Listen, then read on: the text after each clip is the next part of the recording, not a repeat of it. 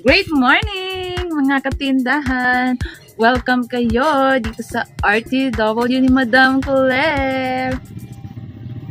So for today's video nga mga katindahan na yan, isi-share ko sa inyo kung ano nga ba yung kaisa-isahan na sikreto namin dito sa aming RTW business. Kung bakit nga mabilis namin itong napalago mga katindahan na yan. So yung isi-share ko sa inyo is doon lang iikot yung ating pag-uusapan at papalawakin natin yan dahil kagaya nga na sinabi ko, isang sikreto lang mga katindahan kung bakit, alam mo yun, napakabilis namin siyang napalago, bakit napakabilis naming napalawak itong aming tindahan. Ano nga ba itong kaisa-isahang sikreto na ginawa namin kung bakit namin mabilis na napalago itong aming tindahan ay dahil sa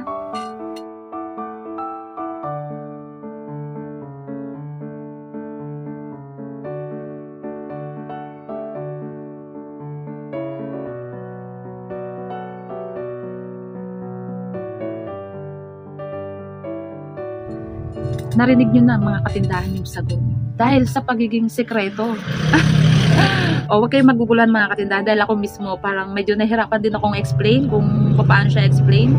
Pero yung ibig ko sabihin mga katindahan is itong tindahan namin is, alam mo, hindi namin siya binulgar, hindi namin siya pinagkalat, hindi namin siya pinagyabang, hindi namin siya pinagmalaki sa kahit sino.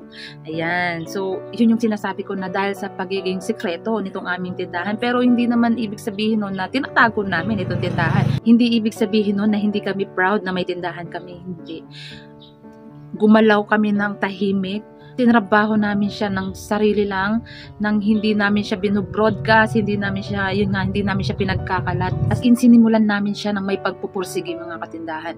At nung nagsimula kami nitong pagtitinda is talagang hindi namin siya yung pipicturean tapos ipopost sa Facebook or kung saan mang online platform para sabihin na, 'di ba, kadalasan pag nagbubukas ng tindahan, lalo na yung mga beginner is nagpo-post like thank you Lord kasi ganito sa panibagong blessings, panibagong negosyo, yung mga ganun, which is, di ba, na parang binobroadcast natin kung ano yung sisimulan pa lang naman natin, di ba? Kumbaga, wala pa naman tayong napapatunayan. Hindi pa natin alam kung yung pagsinimulan natin ay magbo-boom o hindi, di ba? Yan. So, parang real talk kasi mga katindahan na pag nagsimula tayo ng negosyo, ang masakit kasi sa damdamin yung ipo-broadcast mo tapos after ilang month, after ilang year is sarado na, nasa na yung pinagmamalaki natin na binuksan natin ng negosyo, di ba? Wala na kasi hindi naman nag-boom, hindi naman pumatok. Ayun mga katindahan. So, alam mo yun na nag-start kami na mag-open ng ganitong tindahan. Simulan namin siya ng buong puso, sinimulan namin siya ng may paninindigan, kumbaga, di ba? Sinimulan namin ito ng may determinasyon na talagang ang goal namin, ini-aim namin na mapalawak yung aming tindahan, yung munting tindahan kasi napakaliit pa talaga nito nung nagsisimula kami. Talagang bilang mo lang yung mga paninda, mabibilang mo lang talaga yung mga paninda na naka-display. Yan, yung mga nakikita nila.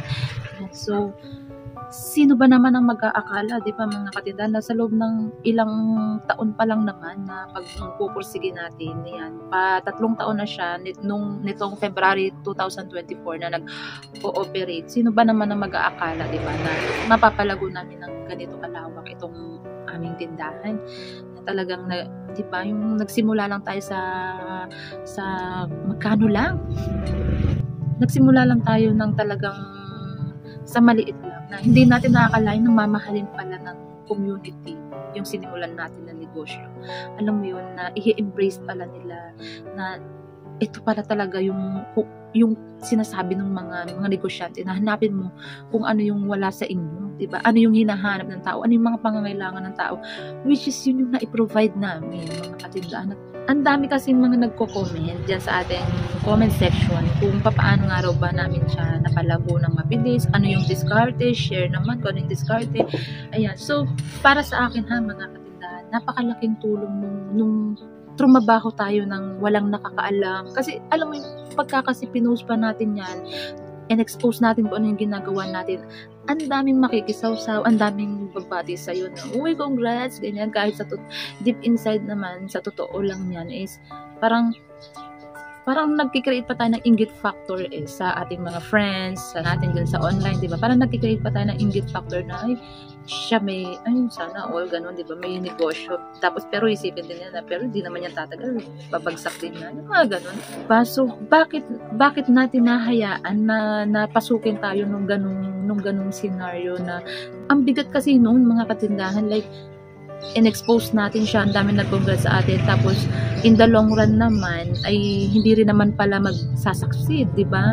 I-give up din naman pala natin. So naglagay lang tayo ng bigat sa future natin, di ba? Na sa halip na wala tayong iniisip na parang, ano bang tawag sila? Wala tayong iniisip na i-please, di ba? Wala tayong kailangang patunayan sa mga tao, di ba? Wala tayong kailangang i-explain sa kanila, di ba? Dahil basta tayo, nagtatrabaho lang tayo, may sinimulan tayong negosyo, hindi naman natin na masasabi kung ito patok o hindi, di ba?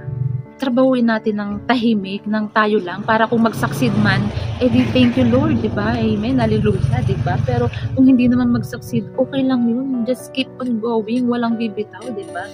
We can rest but never quit, ika nga, di ba? Depende siguro yan sa negosyo kung ano lang yung mga bagay-bagay na kailangan natin i-broadcast, di ba? Kagaya nung, halimbawa, service, may ino-offer tayong service, like ako, nagme-makeup din naman ako, makeup service, yan. So, syempre, kailangan ko talagang ilantad yun. Kailangan kong i-promote yung sarili ko. Kailangan kong ibenta yung portfolio ko, gano'n. Kailangan kong ipakita sa buong mundo na magaling ako.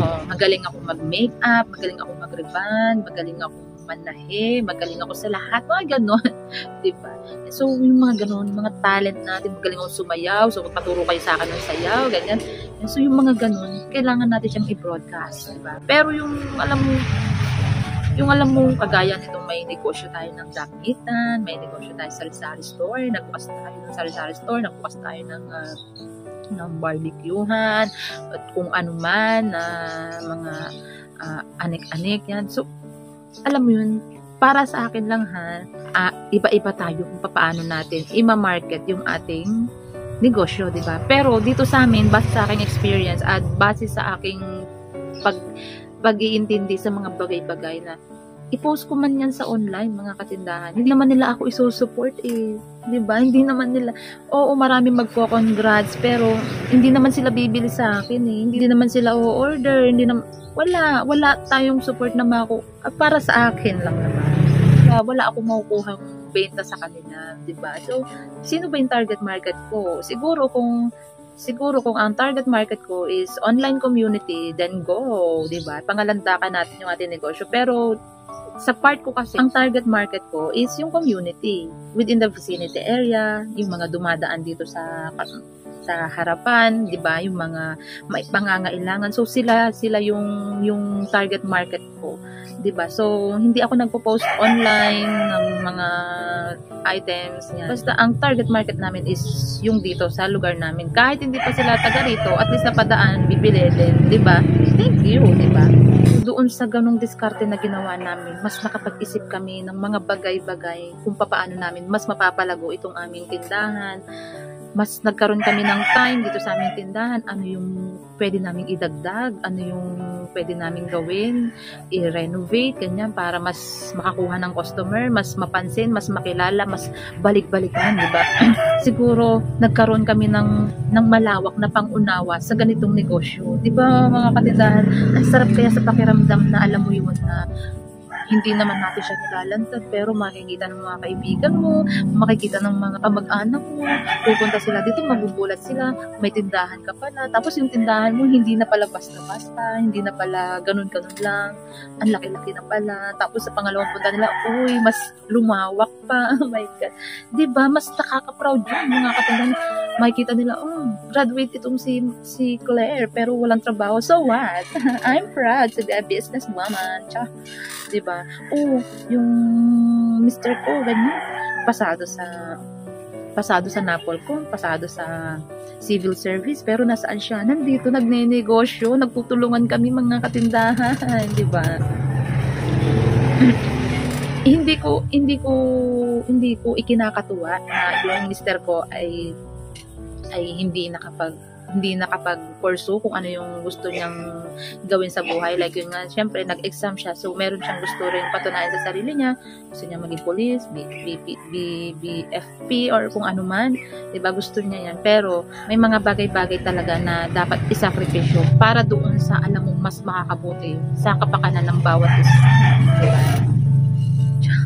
Diba, Tara? Diba? Yung pagkakapasa ng aking mister, mga katindahan, nakapasa siya ng Napolcom civil service, ayan nga. Hindi namin yung binobroadcast sa Facebook. Hindi namin yung binobroadcast na, congrats, ito ang makadala siya.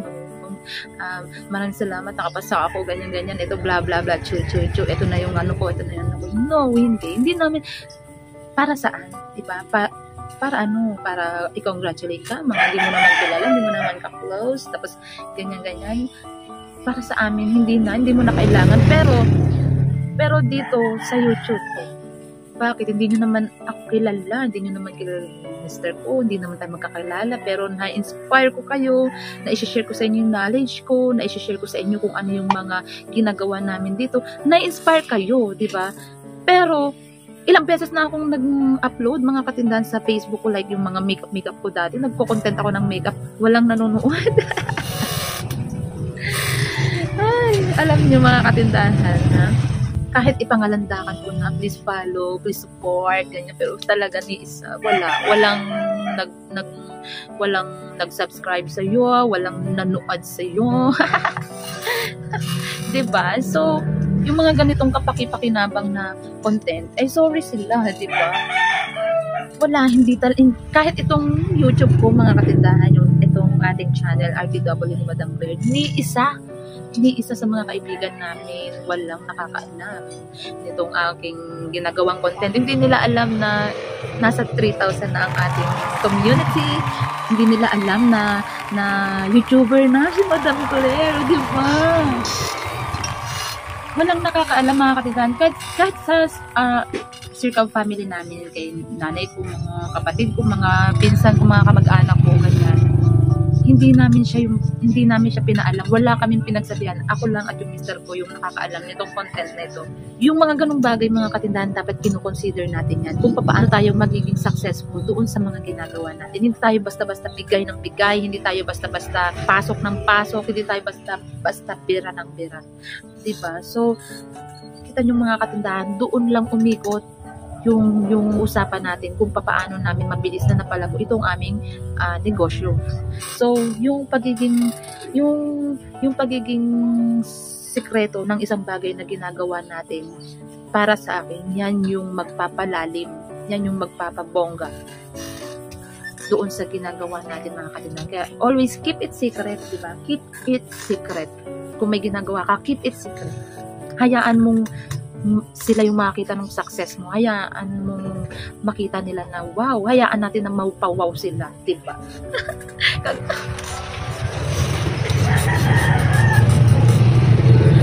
Ang sarap-sarap mag-share, mga katindahan. Basta doon sa tamang tao. Diba? Doon sa hindi ka maliligaw. Sinara ko nga muna ng bahagya itong aming tindahan. No? Para lang makapag-video tayo ng dire-diretso, walang interruption. Ayan. So, yan mga katindahan, na maya-maya dadagsanan yung mga ating mga suki dahil mag-aalas 5 na ng hapon. Ayan, hindi na mainit ang paligid. Naka-relax na mga tao. So, mamimili na sila ulit dito mamaya. Oh my God! So, yan lang muna mga katindahan for today's video. Maraming salamat sa inyong palaging panonood and happy selling!